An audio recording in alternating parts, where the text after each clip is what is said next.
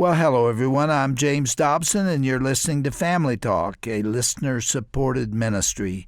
In fact, thank you so much for being part of that support for James Dobson Family Institute.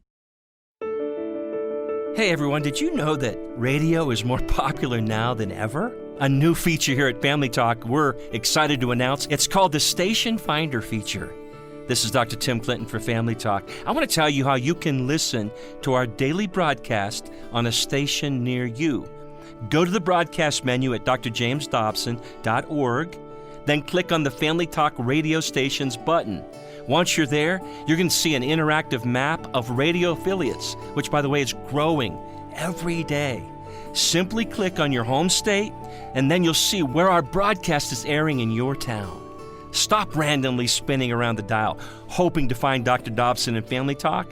Go to drjamesdobson.org and take advantage of this brand new Station Finder feature.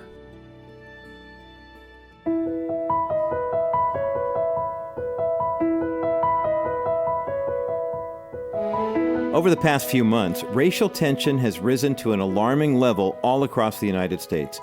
Protests intended to raise awareness have actually erupted into violent riots instead. And oftentimes, those who were planning a peaceful protest find that their event has been infiltrated by hate-filled groups, and that's caught people of all races in the crossfire. So what can be done to heal our land and bring unity back to our cities? Well, a few months ago, Dr. Dobson talked about this racial unrest with U.S. Senator Tim Scott. With these issues still facing America, we thought it would be a good time to revisit this conversation. So, without any delay, here once again is Dr. Dobson to introduce his guest on this edition of Family Talk.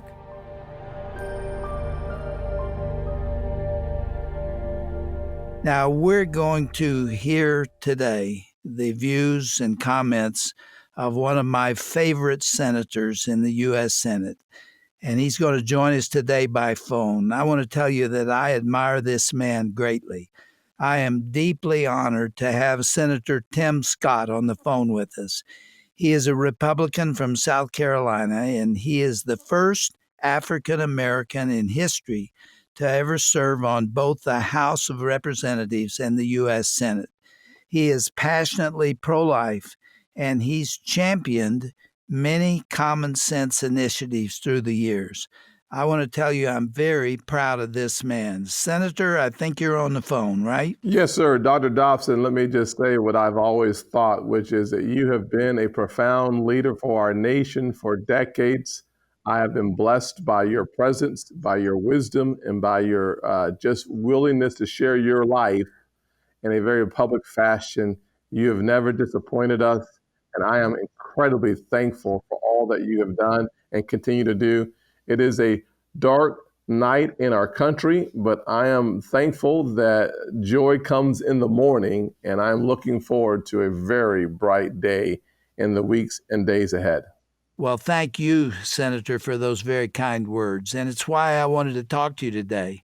And I'm so pleased that you made time for us. I know that there must be hundreds of reporters and commentators who are standing in line to talk to you. So let's get right to it.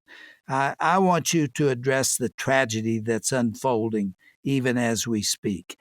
Millions of people around the world share a sense of outrage at that killing of George Floyd, the father of several children, including a 6-year-old girl. And we saw him lying face down on the street with the knee of the police officer in his neck. It was one of the most disturbing images ever seen on the media, so we can identify with the rage of African Americans and others who flooded onto the streets. That's a constitutional right to protest, and it was called for in this situation. But this has led to a mob mentality that's utterly lawless and violent. And I see it as a thin veneer of civility that's broken down.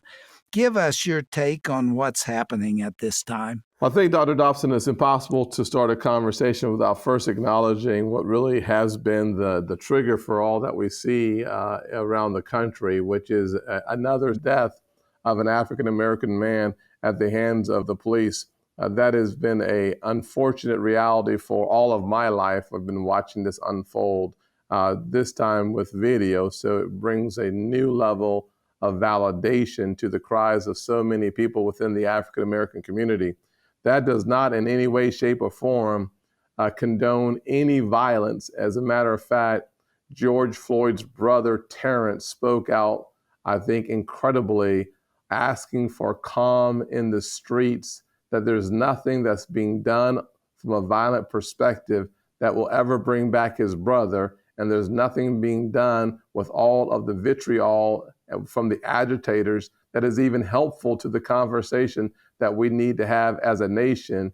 And I would like to separate protesters and demonstrators from these violent agitators that have nothing to do with George Floyd or, frankly, justice from the challenges that we face as a nation. What you're actually seeing on TV, the violent folks, those people are selfishly distracting from George Floyd's death and at the same time trying to accomplish a very different objective. And from my perspective, that objective is either anarchy or chaos, and they are cousins. So that has nothing to do with the peaceful protest of brutality at the hands of people that we give ultimate life and death decisions and the authority to execute.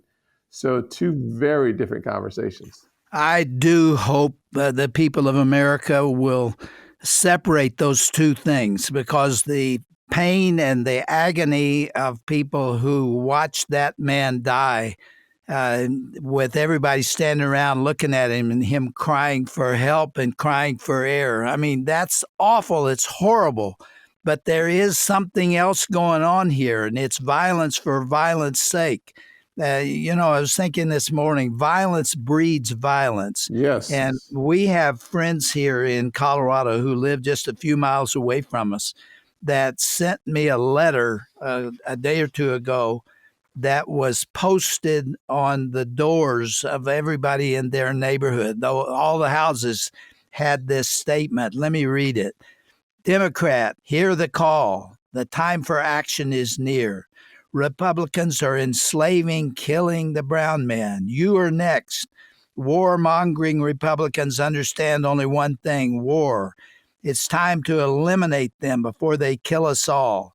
We must act now to save the world. Republicans are not actual humans. They are subhumans, and God approves the killing of them. So no border, no wall, no USA at all. Reject whiteness, reject greed.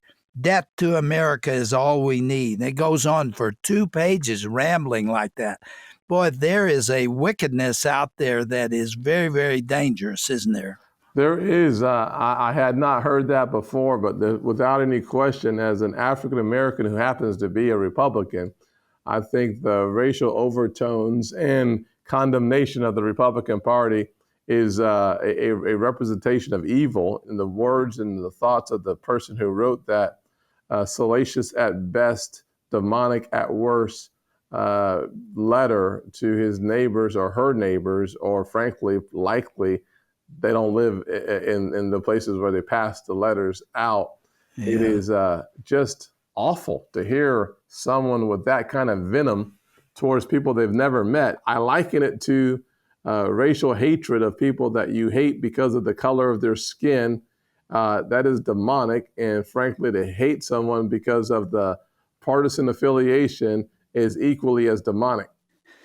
Talk about law enforcement as you see it. How much of the anguish and anger at the police across the country, how much of that do you see as valid, and where do we go with that? Yeah, I would say there's a complicated relationship between the law enforcement officers and the African American community and communities of color. Having the chance to talk with so many folks, and then having lived through 7 stops as an African American driving a car by law enforcement officers, as a elected official being stopped by law enforcement officers, as a United States Senator trying to enter into the Senate buildings, wearing my Senate pin. They just didn't believe me. There is a complicated and emotional attachment to the fact that The discrimination that so many of us have felt is real. The solution to it, I think, is multifaceted and layered.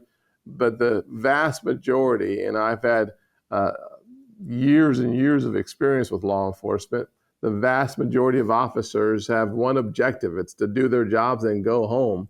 It's those apples, one bad apple spoils the whole bunch. There's no doubt that I think it's more than one, but there is a strong minority of officers that are casting shadows over all of law enforcement. The problem is it's been this way for all of my life, and that's where you're seeing the type of energy and emotion, not violence, but energy and emotion that really want to have a civil conversation about bringing justice and fairness to the system. That has to be a separate conversation that is hard to have while you're having violence in the streets, watching people break windows, violate buildings and other people's rights. It's hard to watch. And I just think to myself that equally as hard to watch is an officer with the knee on the neck with the hands tied behind the back laying on your stomach. So if you want justice for one, you should want justice for all. And as you said, violence only begets more violence. We have to turn our attention in a constructive manner towards solutions that have nothing to do with the violence of the agitators who have infiltrated and co-opted the nonviolent protests that we've seen around this country. How does the police establishment around the country deal with the minority of cops who are guilty of doing what they're accused of doing? That is obviously a minority. That is not the majority. Most of these guys are out there trying to do their jobs, as you said, and to be honorable men and women. But there is a problem here to be addressed, isn't there? Yes, sir. Dr. Dobson, the fastest way to do it is what I saw this time. And frankly, I'll say this as well. For the first time in my lifetime, I've seen the majority, if not all, of the law enforcement agencies in my state, South Carolina, all their associations have come out condemning the acts of the officer in Minneapolis. The fastest way to get rid of bad officers are for good ones to take a stand against them. That is the only way, frankly, to get rid of bad officers. I say that in every vein, by the way, whether it's officers or church members or politicians. If you're not willing to stand up against those in your own corner, so to speak, your voice is probably not going to be as helpful. And it's the ability to stand against the bad apples on your side, whatever that means to whomever it means it. It is the fastest way for our nation to make progress. Yeah. Is it true that the people in the other party, the Democrat Party and others, are failing, or at least not speaking as passionately about the violence? They're not condemning it. I'm not sure if that's accurate, but is that what you're hearing? I'm hearing it, but I don't know if it's accurate either. Here's what I think, though. I think every single leader in the country should start the conversation with George Floyd and specifically and intentionally shift the attention after dealing with George Floyd to go right after the violent protesters. If you are not willing to condemn the violent protesters with the same emotion and passion that you condemn the law enforcement officers, you lose credibility on one side. And if you're not willing to condemn the death of George Floyd, as well as condemning the violence in the streets, on the other side, you lose credibility, and you should. So I have always started my conversations off with George Floyd, and I quickly pivot to the violence in the streets because there's no way I can say the killing of George Floyd was murder, in my opinion, and then to watch 4 officers laying in the hospital, I believe in St. Louis, watching the police chief of Richmond, Virginia, talk about protesters blocking the way to putting out a fire that put a young child's life in jeopardy, or in Indianapolis, or all over this country, law enforcement officers trying to do their jobs and being in harm's way. If you won't speak out against that, I don't think you have the right to speak out against the violence perpetrated against George Floyd. You have to speak out on both sides, in my opinion, to have credibility. You know, I remember Dallas several years ago Yes, where sir. 5 policemen were shot down in cold blood. This story has two sides, doesn't it? Every single one does. And that's the unfortunate reality, that you have to be willing to have a 360-degree view and then a conversation that leads to understanding. And I will say that 2 Chronicles 7:14, an often quoted verse, still has application today. If my people who are called by my name will humble themselves, that's a good way to start. James 4:10. I know your name is Dr. James Dobson, so James 4:10. Humbling yourself so the Lord will exalt you, as opposed to exalting yourself so the Lord will humble you. And James 3, being reminded that the tongue is a poisonous, toxic thing. If it's not harnessed, it's going to be the rudder of the ship. And then certainly James 1:5, if any man lacks wisdom, let him ask of God. These are things that we should do as leaders. We should push back against the sentiment that there aren't any solutions. We should deny the reality. It's a false reality. It's a false narrative. It's not true that we can't come together. Galatians 3:29 tells me that we're all seeds of Abraham and part of the same family. And if we saw ourselves in that light, Dr. Dobson, as you have been preaching, at least in my ears, for 4 decades now, we would be a lot better off. We'd have a lot fewer problems and we'd have a lot more solutions. Well, the solutions begin with prayer. Yes, And sir. I'm convinced that we're not going to settle this one and get out of the mess that we're in without taking it to the Lord in prayer. Amen. And we need to humble ourselves and pray and turn from our wicked ways. Before we go, talk again about your own experience. Have you seen this oppression up close and personal as a child and in your youth? Yes, sir, Dr. Dobson. I remember 1999, the year I was a vice chairman of the local government, Charleston County government, and I was stopped that year 7 times by law enforcement officers, basically wanting to take a look in my car and try to figure out, if I was doing something I shouldn't be doing. Just because you were black? Yes, sir. I call it DWD, driving while black, and I'll say that just this year, I was pulled over for using my turn signal too late in the lane change. Interesting concept.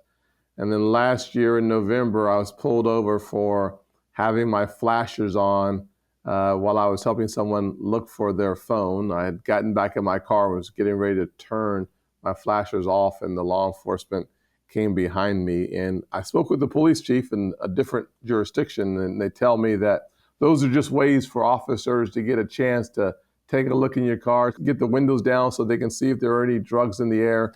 So this type of targeting is not helpful. And frankly, I remember the lessons that I was taught early on, which is I always roll all the windows down, put both of my hands out of the window, recognizing that the officer, for whatever reason he pulls me over, still wants to go home unharmed. And I want to make sure that he understands from me, I want to do him no harm.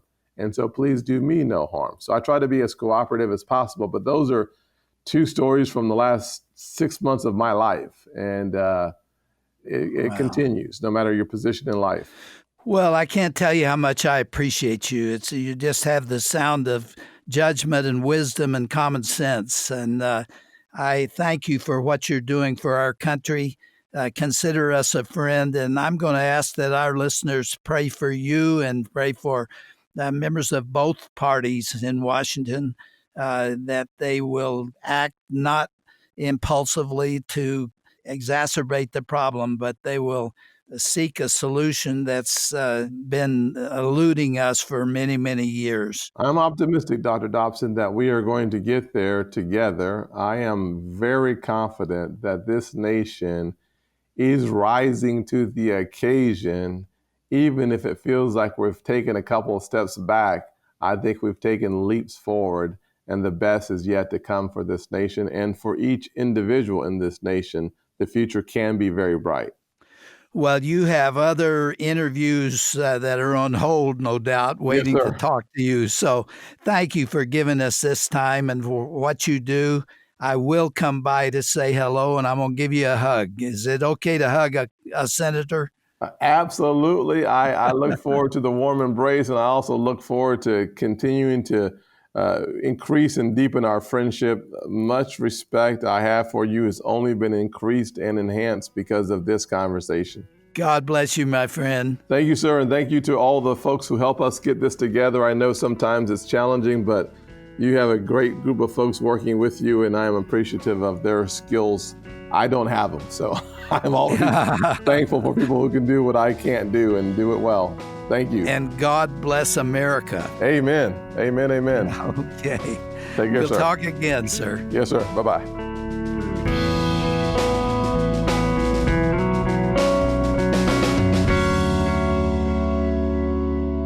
A serious look at the racial tension that is rocking our country right now. I'm Roger Marsh, and you've been listening to Dr. Dobson's recent conversation with United States Senator Tim Scott here on Family Talk. I pray this discussion spoke to you and highlighted our need for understanding and unity during this tense time. Visit our broadcast page at drjamesdobson.org to learn more about Senator Scott and his meaningful work on Capitol Hill. Once you're there, you can also request a copy of this interview as well. Simply click on the Order a CD copy link to order yours today. That's drjamesdobson.org, and then go to today's broadcast page. Stay up to date on our latest episodes of Family Talk through your Amazon Alexa. This hands-free device allows you to listen to our daily broadcast at any time of the day. Simply enable the Family Talk skill on your account and then say, "Alexa, play today's broadcast of Family Talk." It's that easy. Visit drjamesdobson.org/Alexa for step-by-step instructions to play Family Talk on your Amazon Alexa. Stay connected with our ministry by following Family Talk's social media pages. Our various profiles focus on blessing you and your family through engaging and uplifting content. You can listen to past broadcasts, read engaging articles, or just enjoy the scriptures that we post. Stop filling your mind with obscenity and instead focus your heart on God-honoring material. Go now and follow us on social media by searching for Dr. James Dobson's Family Talk. You'll be glad you did. Well, that's all the time we have for this edition of the program. Thanks so much for listening and also for helping our ministry with your generous financial contributions. Your faithful support continues to allow us to do the work that God has called us to. Pledge your gift online by going to drjamesdobson.org, or remember you can make a gift over the phone when you call 877-732-6825. Thanks so much for believing in the mission to preserve the institution of the family that we have here at Family Talk. Connect with us again by going to drjamesdobson.org or by calling 877-732-6825.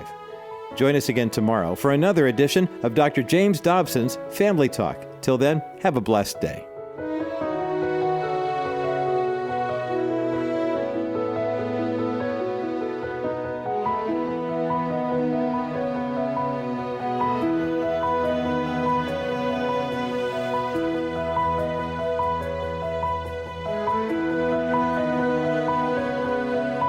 This has been a presentation of the Dr. James Dobson Family Institute.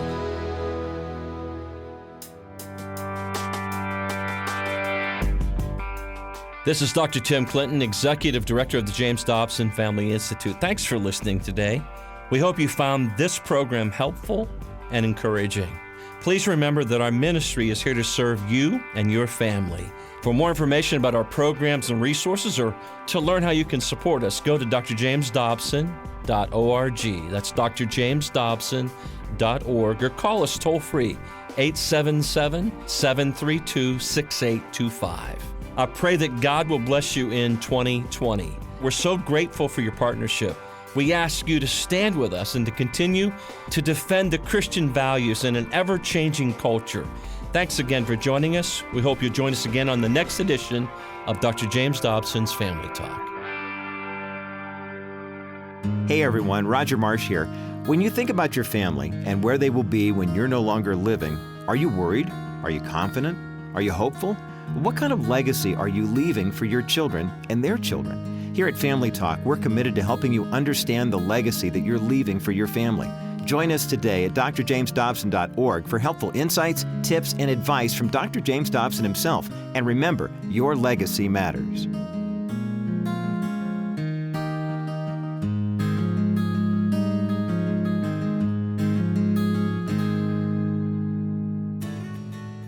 Hi, everyone. This is Dr. Tim Clinton here for Dr. James Dobson's Family Talk.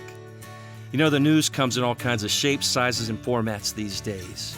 But how do you cut through the noise and get to the heart of the matters that affect your family? Come to Dr. James Dobson's Family Talk and sign up for Dr. Dobson's monthly newsletter. You'll find clarity on tough issues, encouragement for your everyday life, and trusted principles to help you build strong, healthy, connected families. Go to drjamesdobson.org. Sign up today. That's drjamesdobson.org.